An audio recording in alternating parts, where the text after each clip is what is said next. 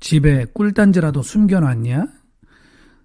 자꾸만 집에 간다고 하는 친구에게 종종 하는 말입니다. 달달한 꿀단지가 집에 있으면 내가 없는 사이 누가 먹어버렸는지 가져갔는지 궁금해서 자꾸만 빨리 집에 가봐야 할 것 같거든요. 밖에서 무엇을 하든 어디에 있든 항상 마음은 집에 있는 꿀단지에 가 있습니다. 꿀이 그렇게 좋으니 창고에 자꾸 들여서 쌓아 놓게 됩니다. 쌓아둔 것은 보관을 잘 해야 합니다. 그런데 아무리 창고가 튼튼해도 물건을 온전히 지켜낼 수는 없습니다. 꿀이 상하거나 꿀의 가치가 떨어지거나 도둑이 들 수 있기 때문이죠. 예수께서는 꿀처럼 좋은 각종 보물을 땅에 쌓아두지 말라고 하십니다. 하늘에 쌓아두라고 하십니다.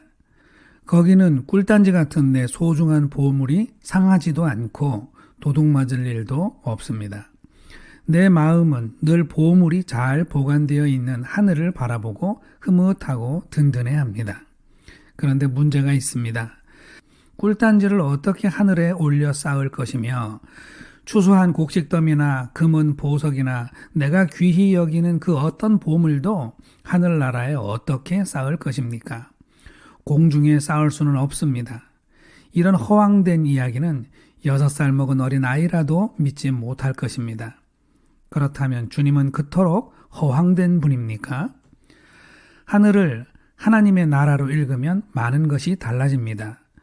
우선 보물을 땅에 쌓아두지 말고 하늘에 쌓아두라는 주님의 말씀을 그런 허황된 상상의 이야기로 받아들이지 않게 됩니다.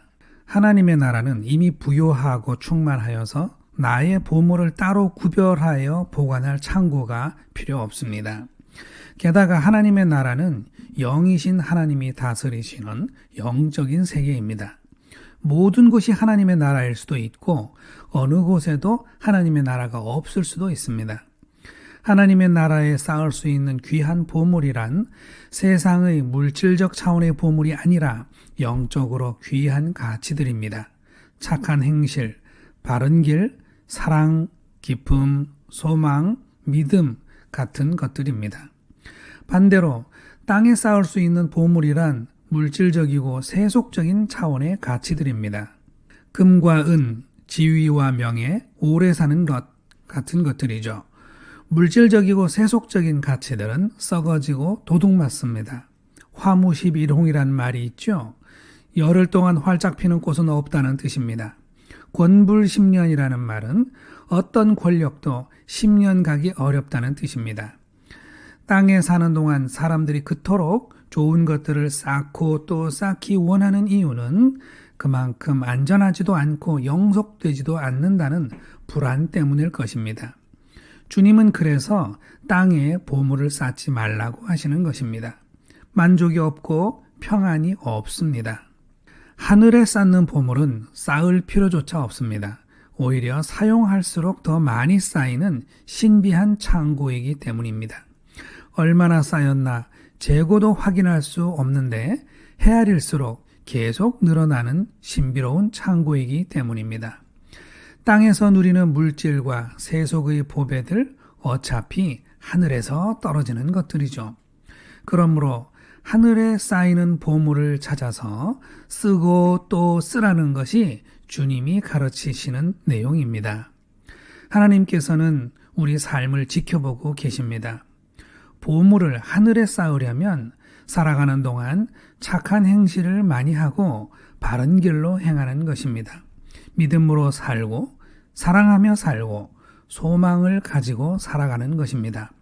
하나님이 한 사람의 생애 노트에 기록하는 것은 하나님이 원하시는 영적 가치의 증거들입니다. 사랑은 영원하고 믿음도 소망도 영원토록 빛나는 영적인 보물들입니다. 이렇게 볼 때 주님이 원하시는 제자는 어떤 사람입니까? 땅 위에서 살아가는 한 평생 동안 물질적이고 세속적인 보물들에 대해서는 단지 하루에 일용할 양식만으로도 감사가 나오는 그런 사람이죠. 그리고 하나님의 은혜로운 영적인 보물들을 계속 사용하고 또 사용하면서 하늘 가득히 보물 창고를 채우는 사람입니다.